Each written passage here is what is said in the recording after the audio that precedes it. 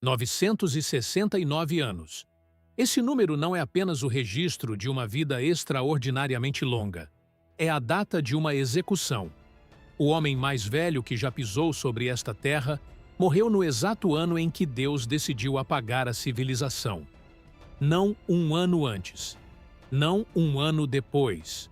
No mesmo ano.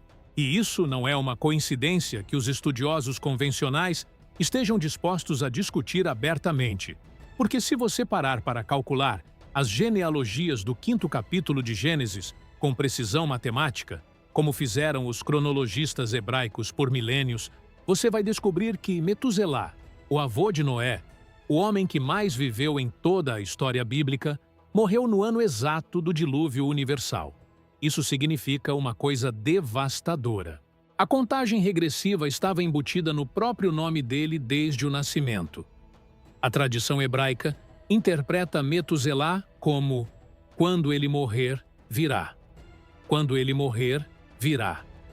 Mas a morte de Metuselá não é a pergunta que vai nos ocupar hoje. A pergunta é o que veio depois. Porque algo aconteceu entre o mundo que produzia homens de 900 anos e o mundo que conhecemos hoje. Um mundo onde 80 anos é considerado uma vida longa. E esse algo não foi gradual. Não foi biológico. Foi uma decisão. Uma sentença. Um limite calculado, deliberado e inscrito nas mais antigas escrituras da humanidade. Quem tomou essa decisão? Por quê? E o que nós perdemos quando a vida humana foi reduzida a uma fração do que já foi? Antes de entrarmos nas câmaras mais escuras deste arquivo antigo, inscreva-se neste canal agora. Sua inscrição é a razão fundamental pela qual este canal pode continuar crescendo, sobreviver ao algoritmo e continuar decodificando os mistérios históricos que eles querem mantidos ocultos. Não custa nada e significa tudo para um canal dedicado a desenterrar o que a versão oficial da história nunca ousou explicar. Inscreva-se agora. Quando chegarmos ao fim desta investigação, você vai saber exatamente qual foi o momento em que essa sentença foi pronunciada sobre a humanidade. Quais textos antigos registraram a causa real por trás dessa decisão? E não é o que você aprendeu na escola dominical. E por que a redução da vida humana de 900 para 70 anos não foi simplesmente um castigo? Foi algo muito mais cirúrgico do que isso. E você vai finalmente entender que essa decisão ainda governa a sua vida hoje, mesmo que você nunca tenha aberto uma Bíblia sequer uma vez. Para compreender o peso do que aconteceu, precisamos primeiro entender o que existia antes. O 5º capítulo de Gênesis contém uma lista que a maioria das pessoas percorre rapidamente, com um desconforto disfarçado de pressa, porque os números simplesmente não se encaixam em nenhuma biologia que conhecemos. Adão viveu 930 anos. 7 gerações depois, Metuselá viveu 969. Não é uma progressão aleatória de ficção poética. É o registro de um mundo onde uma única pessoa acumulava o equivalente a mais de 10 vidas humanas modernas de conhecimento, experiência e memória viva. Pense no que isso significa em termos concretos. Um homem que nasce no ano zero e vive 900 anos teria sido testemunha ocular de toda a história que normalmente cobriria 40 gerações humanas. Ele poderia ter ensinado o bisneto do bisneto do bisneto de seu bisneto. A cadeia de memória oral seria ininterrupta, sem lacunas, sem distorção, sem o jogo do telefone que corrompe toda a transmissão humana ao longo do tempo. Esse mundo acabou, e não acabou gradualmente. Segundo a cronologia interna das próprias escrituras hebraicas, verificada, catalogada e debatida por cronologistas desde Jerônimo no século IV, até os pesquisadores da Universidade Hebraica de Jerusalém nos dias de hoje, o colapso foi abrupto e seguiu uma trajetória que a biologia aleatória não consegue explicar. Noé viveu 950 anos. Seu filho, Sem viveu apenas 600. O filho de Sem, Arfaxade, viveu 438, 3 gerações. A vida foi cortada à metade e continuou caindo.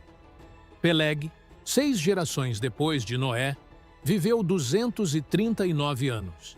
Abraão, o patriarca por excelência da tradição monoteísta, viveu apenas 175. Em 10 gerações após o dilúvio, a vida humana havia sido reduzida a menos de 20% do que era antes dele. E então, chegamos a Moisés. O homem que recebeu os 10 mandamentos, que liderou um êxodo, que falou com o divino face a face no Sinai, escreveu, no que os estudiosos consideram o salmo mais antigo de toda a Bíblia, estas palavras exatas: os dias de nossa vida chegam a 70 anos, e se com maior vigor, a 80. 70 anos, o número que governa nossa expectativa de vida até hoje. Isso não é coincidência, isso é o registro de uma fronteira que foi traçada. Para entender quem a traçou, quando e por quê, precisamos abandonar as páginas higienizadas e cuidadosamente editadas das escrituras canônicas. Precisamos interrogar os textos que a instituição religiosa desesperadamente tentou queimar, esconder e apagar da memória coletiva da humanidade. Chamemos a primeira testemunha.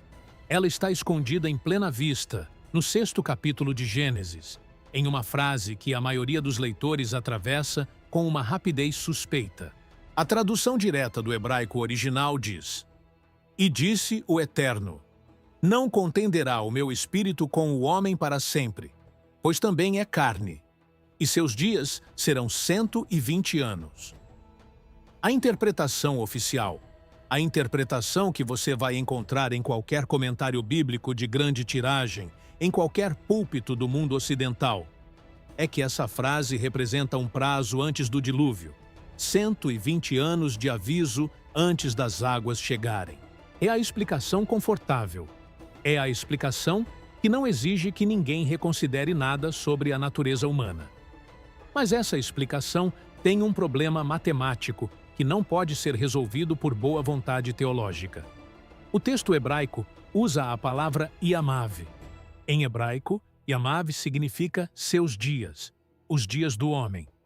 Não os dias até o julgamento. Não o prazo desta geração específica.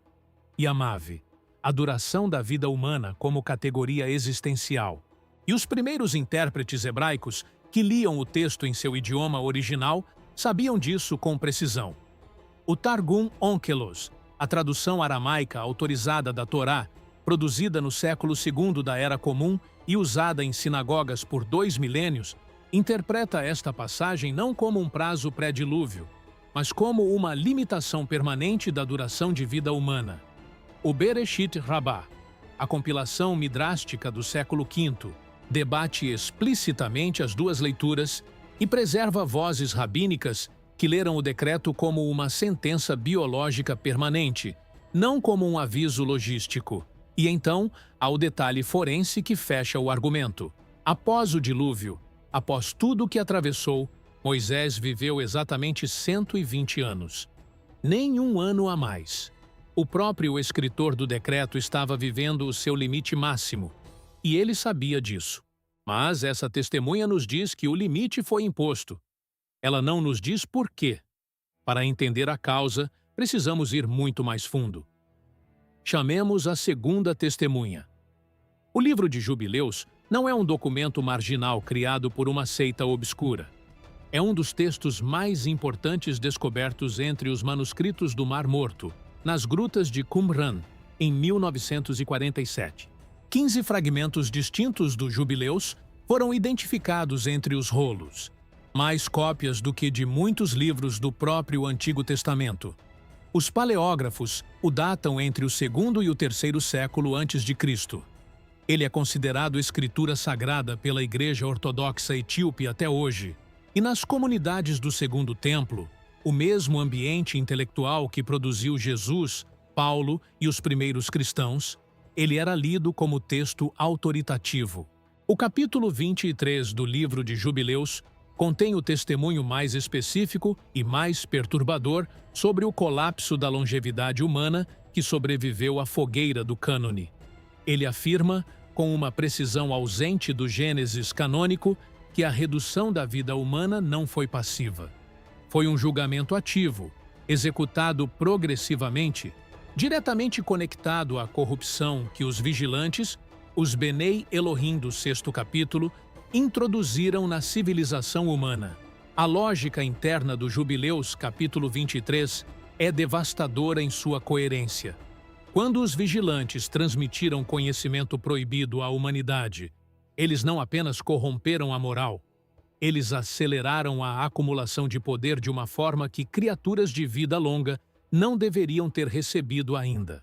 Uma criatura que vive 900 anos e acumula conhecimento proibido por 900 anos é exponencialmente mais perigosa do que uma que tem 70. O Jubileus descreve o colapso como progressivo e calculado. Cada geração após o dilúvio vivendo menos que a anterior, não por acidente biológico, mas como execução deliberada de uma sentença proporcional ao grau de corrupção que havia contaminado cada linhagem. Não é punição arbitrária, é contenção cirúrgica, mas esta testemunha tem seu limite. O Jubileus nos explica o mecanismo, nos diz que a redução foi proposital, mas não nos revela os agentes específicos da corrupção original. Para entender quem trouxe o problema que necessitou da sentença, precisamos ouvir o texto que a instituição mais temia. Chamemos a terceira testemunha. O livro de Enoque é provavelmente o texto não canônico mais citado, mais estudado e mais sistematicamente suprimido de toda a história religiosa ocidental. Ele foi citado pelo apóstolo Judas no Novo Testamento. Judas Teracuridum. Tertus e 14 menciona Enoque pelo nome e cita uma profecia do livro de forma direta, sem qualificação ou distância. Foi considerado escritura pelos primeiros pais da Igreja. Tertuliano, no século II, o defendeu como texto divinamente inspirado. Orígenes e Clemente de Alexandria o conheciam e o citavam. E então, nos concílios do IV século, Laodiceia em 363, Hipona em 393, Cartago em 397, ele foi deliberada e sistematicamente removido do cânone cristão ocidental. Não porque fosse considerado falso pelos que o removeram, mas porque o que ele continha era específico demais, detalhado demais e estruturalmente inconveniente demais para ser deixado em circulação irrestrita. O livro de Enoque, em seus capítulos 6 a 19, a seção conhecida como o Livro dos Vigilantes, descreve, com uma clareza que não permite interpretação puramente alegórica, o seguinte: 200 seres celestiais, liderados por um anjo chamado Shemi-Hazá, desceram sobre o monte Hermon e se uniram a mulheres humanas. Seus descendentes foram os Nefilim. Mas o que o Enoque acrescenta e que o cânone oficial deliberadamente omite é um catálogo dos conhecimentos transmitidos. O capítulo 8 é específico. Azael ensinou a fabricação de armas e ornamentos. Shemi-Hazá ensinou encantamentos. Outros vigilantes ensinaram medicina das raízes, astronomia, sinais celestes e a leitura de nuvens. E o Enoque tira a conclusão que nenhum comentarista convencional quer pronunciar em voz alta. A humanidade foi corrompida não apenas moralmente, mas epistemicamente. Recebeu acesso a formas de conhecimento e poder para as quais sua maturidade civilizacional e espiritual não estava pronta. A limitação da vida humana, dentro da lógica do livro de Enoque, não é punição por mau comportamento. É a remoção da capacidade de acumular por séculos o conhecimento que os vigilantes distribuíram prematuramente. 70 anos não é quanto tempo você tem para viver. É quanto tempo é seguro deixar qualquer criatura humana acumular poder irrestrito. Mas essa testemunha ainda deixa uma pergunta em aberto. Enoque nos diz o que precipitou a decisão.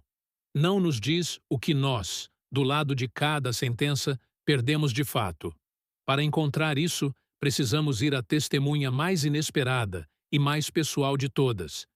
Chamemos a quarta e última testemunha. O Salmo 90 é o único salmo atribuído a Moisés em todo o Saltério. Não a Davi, não aos filhos de Coré, mas ao homem que teve conversas diretas com o divino no Monte Sinai, que liderou um povo pelo deserto por 40 anos e que morreu exatamente no limite que o decreto de Gênesis 6 havia estabelecido: 120 anos. Os estudiosos textuais o classificam como possivelmente o poema mais antigo preservado na Bíblia inteira, composto durante os anos de peregrinação no deserto. O que esse salmo registra não é uma oração de conforto dominical. É uma lamentação forense escrita por alguém que entende com exatidão cirúrgica o que a humanidade perdeu. Moisés escreve: Reduziste os homens ao pó e disseste: Voltai, filhos dos homens, pois 1000 anos são, aos teus olhos, como o dia de ontem que já passou, e como uma vigília da noite. E então, com uma especificidade que não pode ser acidental: os dias de nossa vida chegam a 70 anos e, se com maior vigor, a 80. Porém, o que neles há de melhor é trabalho e dor, pois passa rapidamente, e nós voamos. 70 anos, pronunciados por Moisés, o homem que viveu exatamente o máximo permitido pelo decreto que ele próprio estava registrando. Mas o que os comentaristas convencionais raramente param para examinar com o rigor necessário é o contexto imediato desta declaração. Moisés não está descrevendo a biologia humana como fenômeno universal. Ele está escrevendo sobre a geração que saiu do Egito, a geração que, segundo Números 14, foi sentenciada a morrer no deserto sem entrar na Terra Prometida. Essa geração estava morrendo ao redor dele enquanto ele escrevia. Em outras palavras, o Salmo 90 não é uma observação passiva sobre a mortalidade. É o registro de uma sentença específica que formaliza e confirma o limite de 70 anos como o padrão permanente da humanidade pós-dilúvio, escrito por um homem que vivia no limite máximo e sabia que o limite era uma limitação imposta, não uma condição original. E o que esta testemunha revela, que as anteriores não revelaram completamente, é isso. Moisés não aceita a brevidade da vida como natural. Ele clama ao divino: ensina-nos a contar os nossos dias, para que alcancemos coração sábio. Não nos ajude a viver 70 anos com saúde. Nos ensina a contar, como se cada dia fosse um recurso finito e deliberadamente comprimido que exige gestão consciente, porque a vida foi encurtada, e a sabedoria começa quando você para de fingir o contrário. O tribunal da história humana ouviu as evidências. A primeira testemunha, o decreto de Gênesis 6, nos mostrou que o limite foi pronunciado por Deus antes mesmo do dilúvio, usando o hebraico Yamav, confirmado pelos intérpretes mais antigos como uma limitação permanente e não um prazo logístico, e que Moisés viveu exatamente esse limite máximo como prova viva. A segunda testemunha, o livro de Jubileus, confirmou que a redução de 900 para 70 anos foi progressiva e intencional, diretamente conectada à corrupção introduzida pelos vigilantes, executada com precisão proporcional ao grau de contaminação de cada linhagem. A terceira testemunha, o livro de Enoque, nomeou os agentes e catalogou o conhecimento proibido que foi transmitido prematuramente, revelando que a limitação da vida não foi punição moral, mas quarentena epistêmica, a remoção da capacidade de acumular poder irrestrito por séculos. E a quarta testemunha, o Salmo 90, formalizou 70 anos não como observação biológica, mas como sentença consciente, documentada por alguém que compreendia com clareza absoluta o que havia sido retirado da humanidade. Não há necessidade de teorias sobre mutações genéticas pós-dilúvio. Não há necessidade de especulação sobre composição atmosférica primordial ou campos magnéticos alterados. A resposta está escrita no texto original, em hebraico, em aramaico e em etíope, por pessoas que sabiam exatamente o que estavam documentando. A vida humana não envelheceu naturalmente até 70 anos. Ela foi reduzida deliberadamente. E o motivo não foi punição aleatória. Foi contenção. O que uma criatura pode aprender, construir e acumular em 70 anos é radicalmente diferente do que ela acumularia em 900. E isso, segundo os textos que a instituição tentou apagar, era precisamente o ponto. A instituição religiosa suprimiu os jubileus, o Enoque e as interpretações talmúdicas desta sequência por um motivo muito específico. Eles destroem a narrativa de que a mortalidade humana é uma condição original e natural. Se a vida foi deliberadamente encurtada, então a brevidade não é o ponto de partida da experiência humana. É uma modificação. E modificações têm autores. E autores têm motivos. E motivos podem ser questionados. Isso não é um debate acadêmico sobre genealogias e cronologias antigas. Isso é sobre o que você faz quando acorda amanhã de manhã e olha para o calendário. Vivemos em uma era em que laboratórios de biotecnologia, financiados por bilhões de dólares, buscam reverter o envelhecimento celular, em que pesquisadores de longevidade tratam a morte como um problema de engenharia a ser resolvido, em que a extensão radical da vida humana não é mais ficção científica. E o que os textos mais antigos da humanidade sugerem é que essa busca não é progresso. É a repetição exata do problema original, a tentativa de recuperar o que foi removido por razões que a humanidade ainda não demonstrou ter superado. Carregamos a memória de 900 anos em um recipiente de 70. Sentimos isso como nostalgia, como ambição não realizada, como o desespero existencial de nunca ter tempo suficiente para entender o que realmente importa. Os antigos que viveram séculos podiam ver o arco completo de sua própria sabedoria. Nós vivemos tempo suficiente apenas para ver o início do nosso. Mas talvez a questão não seja viver mais. Talvez a questão seja exatamente o que Moisés disse com aquela urgência devastadora: aprender a contar. Cada dia. Cada escolha. Como se o tempo fosse o que os textos afirmam que ele é. Não uma condição biológica aleatória, mas uma fronteira traçada com propósito, dentro da qual a sabedoria ou se forma ou não se forma. A pergunta que esses textos deixam em aberto não é quando a vida humana foi reduzida. A pergunta é: o que você vai fazer com a consciência de que ela foi? Se este vídeo moveu algo em você, se você sentiu o peso dessas páginas antigas e quer continuar descendo mais fundo nos textos que eles tentaram suprimir, deixe seu like neste vídeo e inscreva-se neste canal agora. Essa ação diz ao algoritmo que este conteúdo merece ser mostrado a outros. É assim que canais como este sobrevivem. É assim que este tipo de investigação continua alcançando as pessoas que estão prontas para ouvir. Há mais arquivos, mais câmaras, mais textos enterrados esperando para ser trazidos à luz, e a próxima revelação já está sendo preparada. Não perca!